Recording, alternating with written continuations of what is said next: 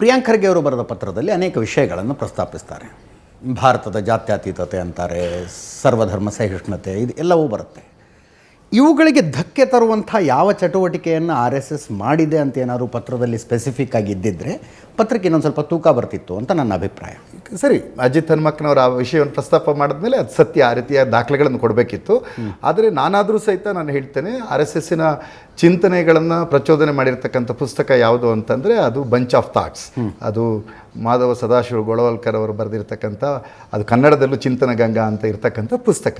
ಆ ಪುಸ್ತಕದಲ್ಲಿ ತುಂಬ ಸ್ಪಷ್ಟವಾಗಿ ಜಾತ್ಯತೀತತೆ ಅನ್ನುವಂಥದ್ದು ಅದು ವಿದೇಶದಿಂದ ಎರವಲು ತಂದ ಶಬ್ದ, ಅದು ನಮ್ಮದಲ್ಲ ಅನ್ನುವಂಥದ್ದನ್ನು ಅವರು ಸಾಧಿಸಿ ಬರೆದಿದ್ದಾರೆ.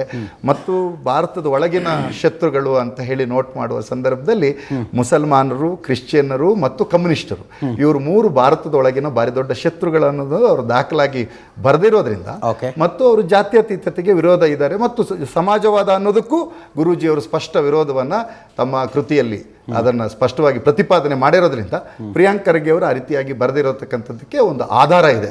ಸಂಘದ 2ನೇ ಸರಸಂಘ ಚಾಲಕರ ಪುಸ್ತಕವೇ ಅದಕ್ಕೆ ಆಧಾರ. ಹಾಗಾದ್ರಿಂದ ಮತ್ತು ಉಳಿದಂತೆ ಚಟುವಟಿಕೆಗಳ ಬಗ್ಗೆ ಅದು ಮುಂದಿನ ನಾನು ಸಂದರ್ಭದಲ್ಲಿ ನಾನು ವಿವರಿಸ್ತೀನಿ. ಯಾವ್ಯಾವ ಸಂದರ್ಭದಲ್ಲಿ ಅದು ಜಾತ್ಯತೀತತೆಗೆ ವಿರುದ್ಧವಾಗಿ ನಡ್ಕೊಂಡಿರ್ತಕ್ಕಂಥ ಉದಾಹರಣೆಗಳಿವೆ, ಯಾವ್ಯಾವ ಸಂದರ್ಭದಲ್ಲಿ ಅದು ಮುಸ್ಲಿಂ ಮತ್ತು ಕ್ರಿಶ್ಚಿಯನ್ನರ ವಿರುದ್ಧವಾಗಿ ನಿಲುವನ್ನು ತಗೊಂಡಿರ್ತಕ್ಕಂಥದ್ದು ಸಂದರ್ಭಗಳಿದೆ ಅನ್ನುವಂಥದ್ದು ನಮ್ಮ ಎದುರುಗಡೆ ತುಂಬ ಸ್ಪಷ್ಟವಾಗಿ ಇತ್ತಿನ ವರ್ತಮಾನದ ಘಟನೆಗಳಲ್ಲೂ ಸಹಿತ ನಮಗೆ ಗೋಚರಿಸ್ತಾ ಇದೆ.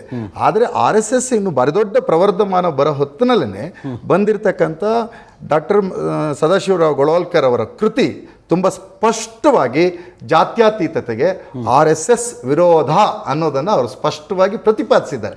ಹಾಗಾಗಿ ಅದಕ್ಕೆ ಇನ್ನೊಂದು ರುಜುವಾತನ್ನು ಪ್ರಿಯಾಂಕ್ ಖರ್ಗೆ ಅವರು ಕೊಡತಕ್ಕಂಥ ಅವಶ್ಯಕತೆಯೂ ಬರೋದಿಲ್ಲ ಅಂತ ಅನ್ಬೋದು.